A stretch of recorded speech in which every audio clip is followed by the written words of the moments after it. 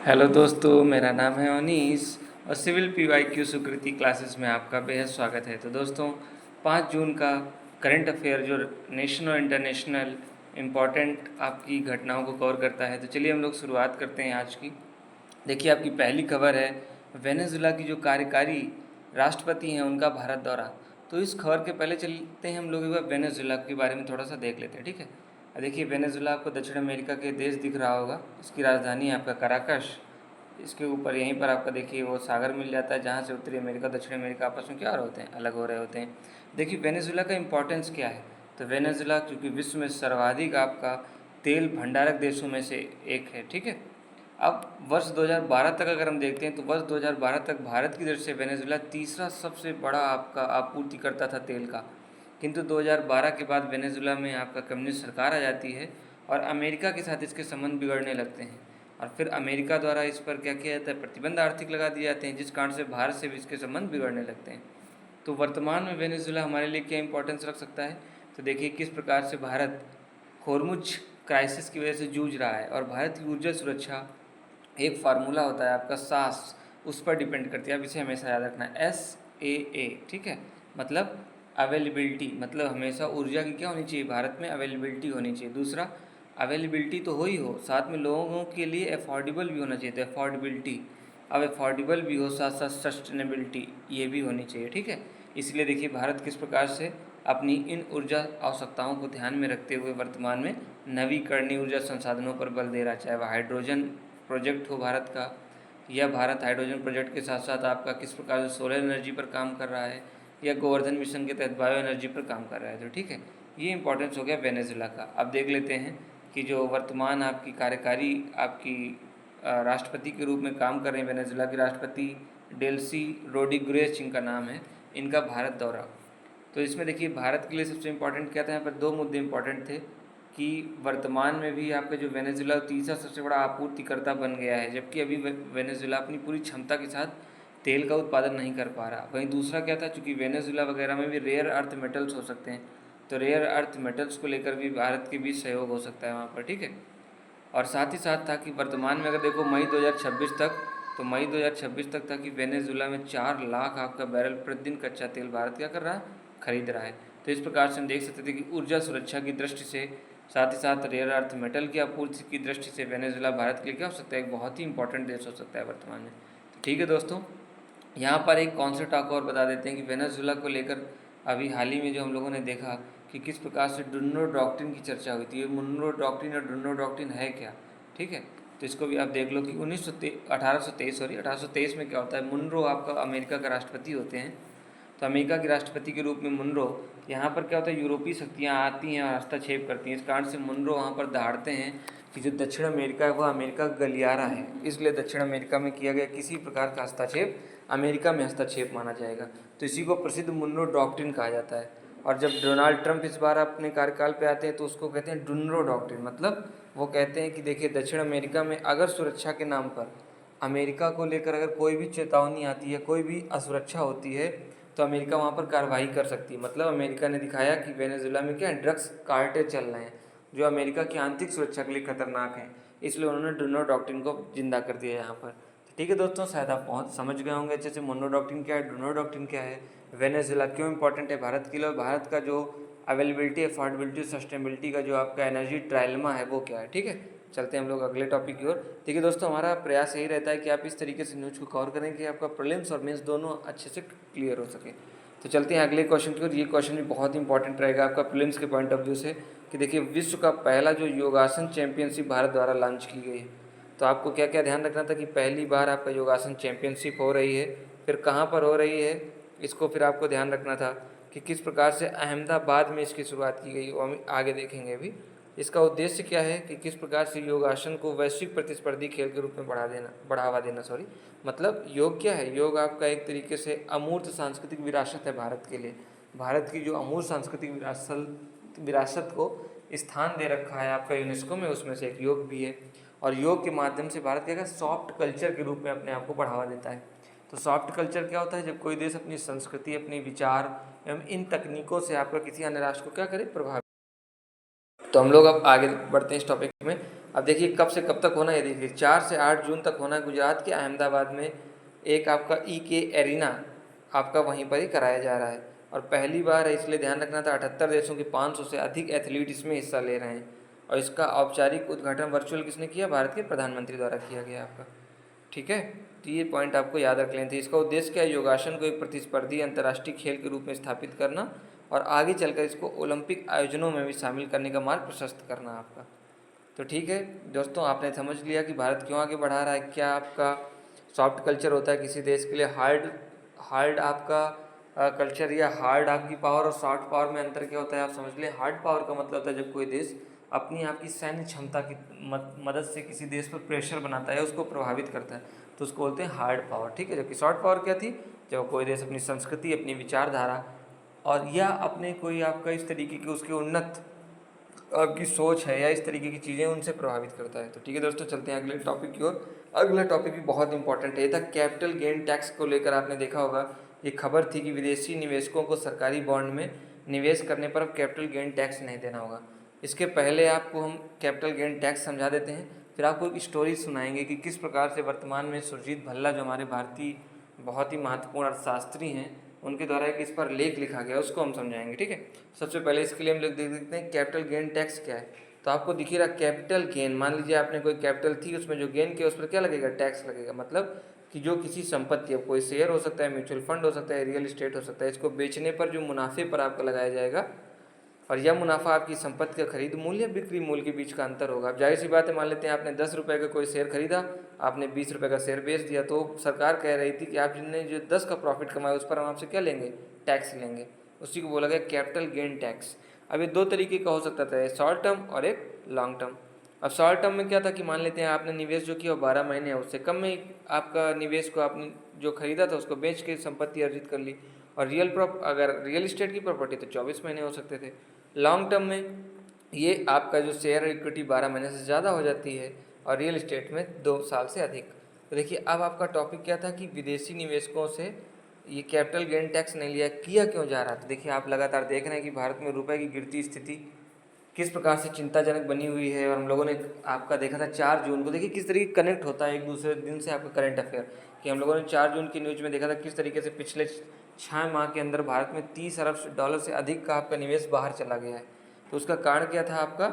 एक कारण तो था आपका रुपए में हो रही गिरावट, और दूसरा कारण आपका एक ये भी निकल कर आ रहा था कैपिटल गेन टैक्स। अब ये है क्या, चलते हम लोग स्टोरी से समझते हैं इसको। ठीक है, होता यह है कि आपका वर्ष 2015 में कोल इंडिया लिमिटेड को लेकर आपका एक मामला था, और कोल इंडिया लिमिटेड को लेकर एक मामला था जिसमें 2 मिलियन आपका कोल इंडिया लिमिटेड पर आपका प्राइवेट कंपनी के द्वारा आपका केस किया गया कि आप हमें 2 मिलियन दीजिए क्योंकि आपने हमारे साथ गलत प्रैक्टिसेस को अपनाया है।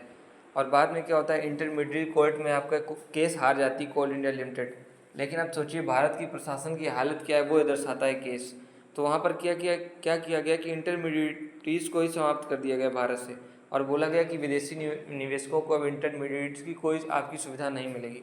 दूसरा, सरकार को लग रहा था कि भारत का शेयर बाजार तेज़ी से एक्सपेंड कर रहा है, तो जो विदेशी हैं आपका निवेश में फ़ायदा उठाकर निकल जाते हैं, हमें कुछ फ़ायदा नहीं मिल रहा। तो भारत सरकार ने वहीं से अब क्या करना शुरू किया, आपका टैक्स लगाना शुरू कर दिया, आपका कैपिटल गेन टैक्स के रूप में।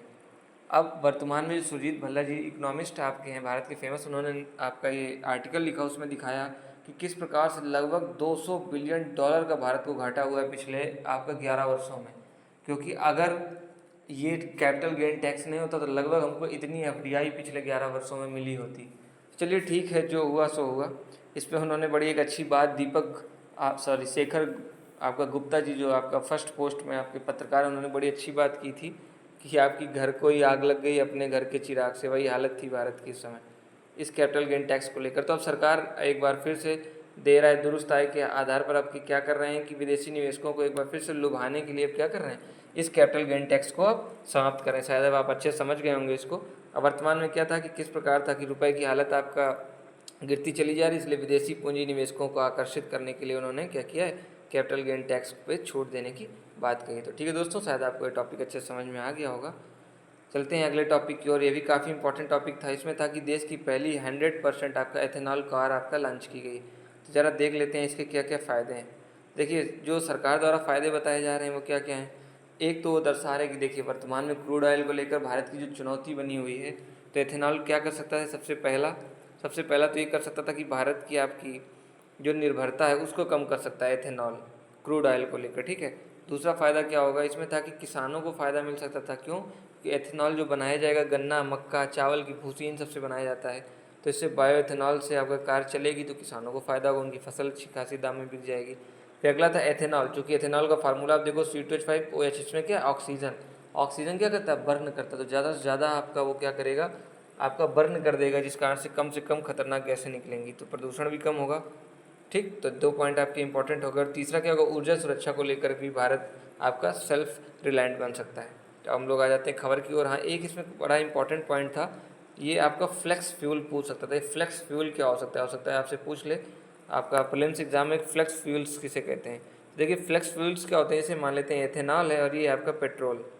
तो जिसमें आपका एथेनॉल और पेट्रोल का जब मिश्रण करें आपका, तो उसमें हम इसकी मात्रा कितनी भी बढ़ाकर कर सकते हैं, तो उस स्थिति को कहा जाता है फ्लेक्स फ्यूल। जैसे आपने वर्तमान में देखा होगा कि 2 टर्म लगातार चर्चे में रहे, E80 और E100। E20, E80, E100 मतलब पहले इथेनॉल 20 थी, फिर 80, फिर 100 तक कैसे चला गया? क्योंकि फ्लेक्स फ्यूल है, इसकी मात्रा आप कितनी भी कम या ज़्यादा कर सकते हैं। ठीक है दोस्तों, शायद आपको ये टॉपिक समझ में आ गया होगा। अब चलते हैं, देखिए ये जो आपको मून दिख रहा है, ये इसी बोलते हैं स्ट्रॉबेरी मून।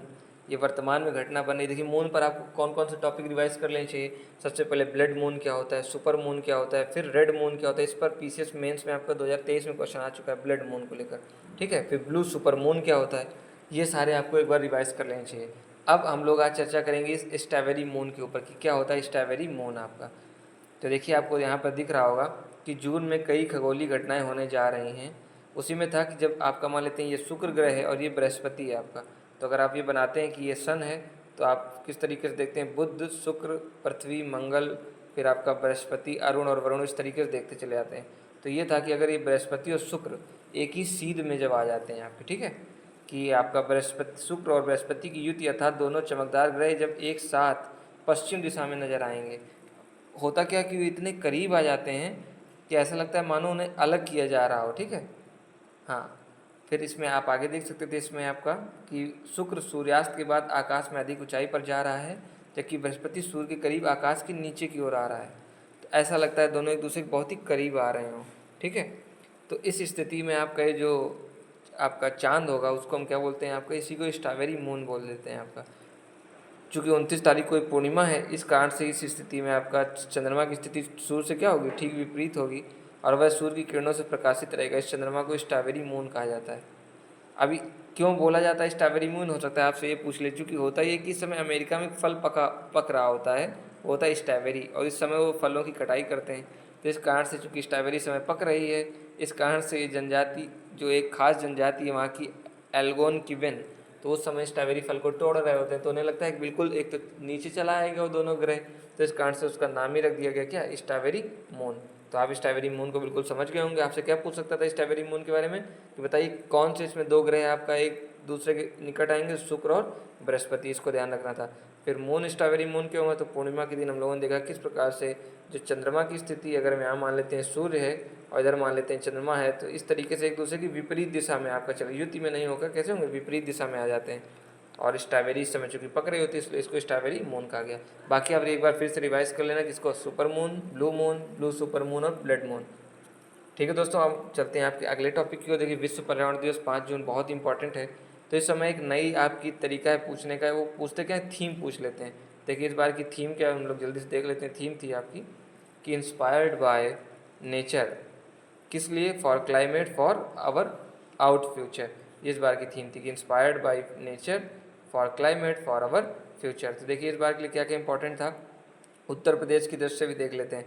देखिए उत्तर प्रदेश की दृष्टि सबसे इंपॉर्टेंट पहला इसमें पॉइंट आपका था कि एक दिन में 5 करोड़ पौधारोपण अभियान का शुभारंभ किया गया, और साथ साथ महर्षि चरक औषधि वन की भी स्थापना की गई इसमें, ठीक है।